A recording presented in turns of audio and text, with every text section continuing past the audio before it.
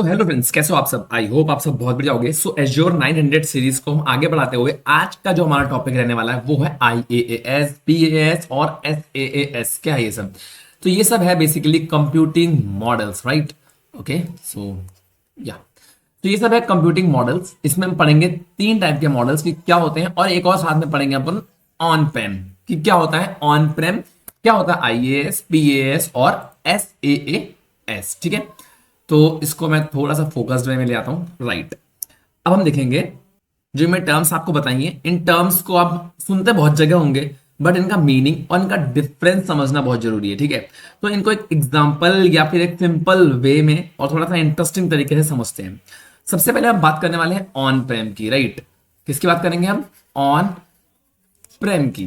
तो ऑन प्रेम क्या होता है? सो बेसिकली ऑन प्रेम का मतलब है कि पूरा इंफ्रास्ट्रक्चर जैसे कि सर्वर्स, नेटवर्किंग और डेटा स्टोरेज आपकी कंपनी के कंट्रोल में होते हैं, मतलब आप खरीद के लाते हो अपने लिए, तो वो हो गया ऑन प्रेम। ठीक है, आपका ऑफिस अपने डेटा सेंटर को मेंटेन करता है, सब कुछ आपके फिजिकल लोकेशन पे होता है, मतलब कि आपके अपने फिजिकल लोकेशन का मतलब है आपका अपना ऑफिस है, आपके अपने डेटा सेंटर्स हैं। सो इस टाइप की सारी चीजें आपके पास अपनी है। ठीक है, तो वो हो गया ऑन प्रेम। अब इसमें कुछ फीचर्स की बात करूं अगर मैं, तो सबसे पहला फीचर है फुल कंट्रोल। कंट्रोल यानी कि पूरा पूरा कंट्रोल आपके पास है, आपके पास हार्डवेयर सॉफ्टवेयर सबका पूरा कंट्रोल रहता है। ठीक है, सेकंड फीचर की बात करूं इसका, तो ये कि पूरा फुल कंट्रोल है, आपको पूरा खरीदना पड़ता है, तो आप ये हाई कॉस्ट हमें पड़ता है क्योंकि हम आपको सर्वर्स खरीदने, मेंटेन करने और इलेक्ट्रिसिटी का खर्चा भी खुद उठाना पड़ता है। तो ये क्या हो गया? हाई कॉस्ट हो गया इसका। थर्ड नंबर की बात करूं तो ये कस्टमाइजेबल भी होता है। ठीक है, कस्टमाइजेबल भी होता है, मतलब कि आप अपनी स्पेसिफिक रिक्वायरमेंट्स के हिसाब से चीजों को सेटअप कर सकते हो। आपको जितना चाहिए उतना आप खरीद सकते हो, आपको सर्वर्स चाहिए आप और सर्वर्स खरीद लो। ठीक है, बट इसके ड्रॉबैक्स भी होते हैं। अब क्योंकि सर्वर्स आपको जरूरत थी 4 दिन के लिए, आपने खरीद लिए, बट अब उसके बाद आपको नहीं चाहिए, आपको वापस आपका बिजनेस नॉर्मल उस पर रूटीन पे आ गया है। अब सर्वर्स का क्या करें जो हमने एक्स्ट्रा खरीदे थे, है ना? तो मेंटेनेंस और स्केलेबिलिटी बहुत कॉस्टली है और टाइम कंज्यूमिंग भी हो सकती है। तो ये ऑन प्रेम का जो है वो एक फीचर्स भी हो गया और ड्रॉबैक भी हो गया इसका एक। ठीक है, सेकेंडली हम बात करेंगे IaaS यानी कि इंफ्रास्ट्रक्चर एज अ सर्विस। ठीक है, इंफ्रास्ट्रक्चर एज अ सर्विस। तो अब बात करते हैं IaaS की, यानी कि इंफ्रास्ट्रक्चर एज अ सर्विस। सो इस मॉडल में आपको क्लाउड प्रोवाइडर से वर्चुअलाइज्ड इंफ्रास्ट्रक्चर मिलता है, जैसे कि सर्वर, स्टोरेज और नेटवर्किंग। बस आपको यूज करना है और मेंटेन करने की टेंशन नहीं लेनी है। ठीक है, सो इसका एग्जांपल क्या है हमारे पास? जब हम लोग AWS हमने देखा था, तो हमारे पास था AWS का EC2, एज्योर का हमारे पास VM यानी वर्चुअल मशीन। ठीक है, सो माइक्रोसॉफ्ट एज्योर भी IaaS ही है।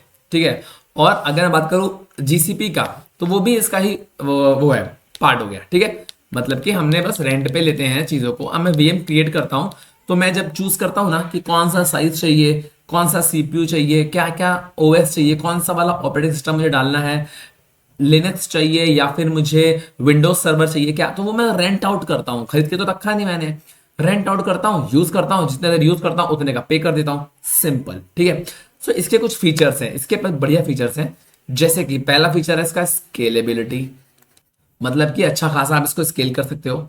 सेकंड फीचर हो गया इसका कॉस्ट इफेक्टिव। अब जैसे जितना मैंने यूज करना है उतना मैंने यूज किया, जितना मुझे यूज नहीं करना है तो मैं नहीं यूज करूंगा, है ना? यानी कि आपको फिजिकल हार्डवेयर खरीदने की जरूरत नहीं होती है, तो ये कॉस्ट इफेक्टिव भी है, जितना यूज किया उतने का मुझे पे करना है। अब क्योंकि ये मेरे हिसाब से फ्लेक्सिबल भी है, तो मैं इसे कर दूंगा फ्लेक्सिबिलिटी। ठीक है, यानी कि आप अपना OS यानी ऑपरेटिंग सिस्टम और एप्लीकेशन इंस्टॉल कर सकते हो, जैसे ऑन प्रेम में करते हैं। ठीक है, सिंपल है, इजी है। ठीक है, IaaS क्लियर हो गया हमारा। नेक्स्ट हम बात करेंगे PaaS की, यानी कि प्लेटफॉर्म एज अ सर्विस। यानी कि इस मॉडल में आपको एक रेडीमेड प्लेटफॉर्म मिलता है, जिसमें आप अपनी एप्लीकेशंस डेवलप और डिप्लॉय दोनों कर सकते हो बिना इंफ्रास्ट्रक्चर मैनेज किए। कुछ सर्विसेज की अगर बात करूं एग्जांपल की, तो AWS में आती हैं जैसे कि इलास्टिक बीनस्टैक। ठीक है, और हम लोग एज्योर में ये हमारा होगा एज्योर ऐप सर्विसेज, और गूगल के अंदर भी आता है गूगल ऐप इंजन। तो ये हो गया कुछ प्लेटफॉर्म्स। मतलब अब एज्योर ऐप सर्विस के अंदर हम जाएंगे ना तो आपको ज्यादा डिटेल में समझ में आएगा। मतलब इसमें सब कुछ रेडीमेड में मिलता है। सो इसमें हमारे क्या फीचर्स होंगे, इसके हमारे फीचर्स हो सकते हैं नो इंफ्रास्ट्रक्चर।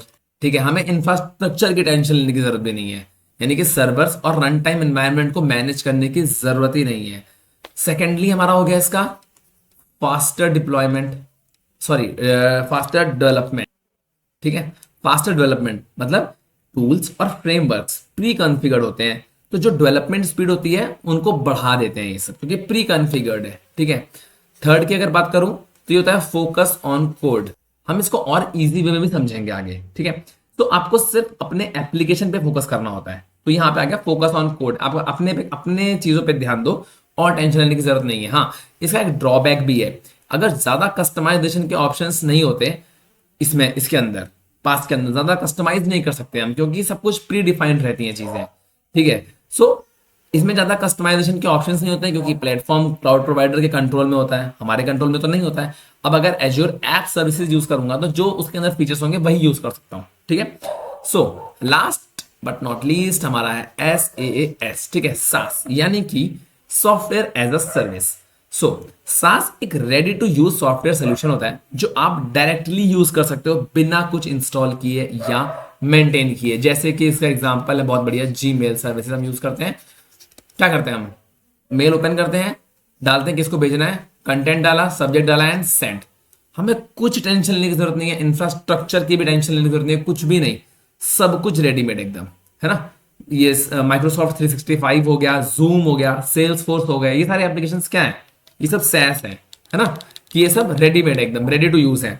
तो इसके लिए हमें क्या फीचर्स होते हैं हमारे, इसके लिए फीचर हमारा हो जाएगा नो सेटअप रिक्वायर्ड, राइट, कि हमें कोई सेटअप की जरूरत नहीं है इसके अंदर।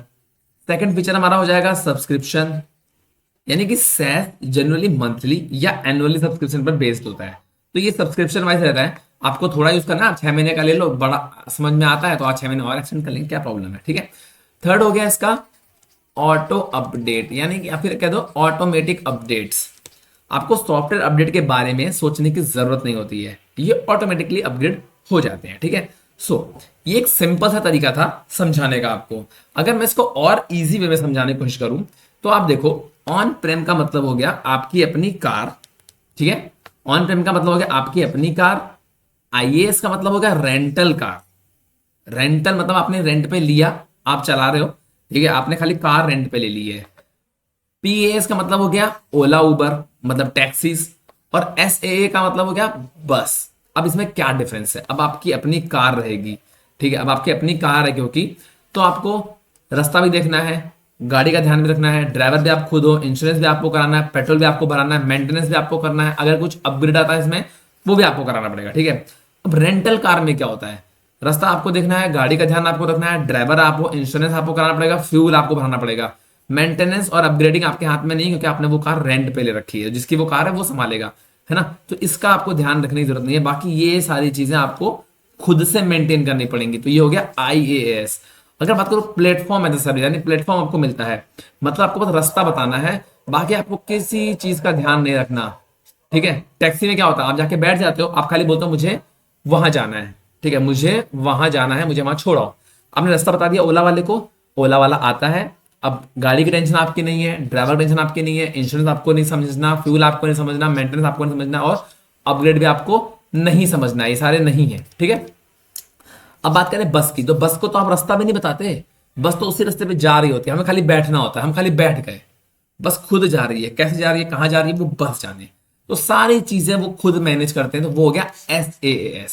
ठीक है, सबसे आसान एग्जांपल है ये समझने का, सबसे इजी है, आपको समझ में आ गया होगा। देखो यहाँ लिखा हुआ है इन नोट्स में कि आप क्या मैनेज करते हो और सर्विस प्रोवाइडर क्या मैनेज करेगा, वो चीजें यहाँ पे आ गई। अगर मैं इसको टेक्निकली वे में समझाऊं तो यहाँ पे ये जो चीजें लिखी हैं ब्लू कलर की, ये आप मैनेज करोगे, ये सर्वर्स जो है क्लाउड प्रोवाइडर्स हैं, ये वो मैनेज करते हैं।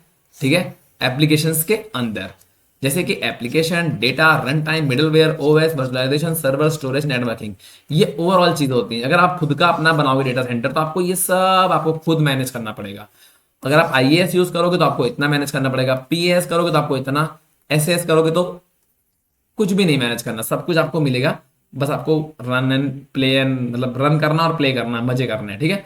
सो ये था सिंपल सा एग्जांपल आईएएस, पीएएस, एसएएस और ऑन प्रेम का। तो अगर आपको ये कॉन्सेप्ट समझने में हेल्प मिली है तो वीडियो को लाइक करें, चैनल को सब्सक्राइब करें और इसको शेयर भी करें अपने दोस्तों के साथ, ठीक है। सो अगर आप चैनल पे नए हो चैनल को सब्सक्राइब कर लो, पुराने हो तो लाइक कर लो, एक प्यारा सा कमेंट करो, दिल से मुझे बहुत अच्छा लगता है। बाकी हम मिलेंगे नेक्स्ट वीडियो, तक बाय, अपना ध्यान रखना, अपने परिवार रखना, सी यू नेक्स्ट टाइम।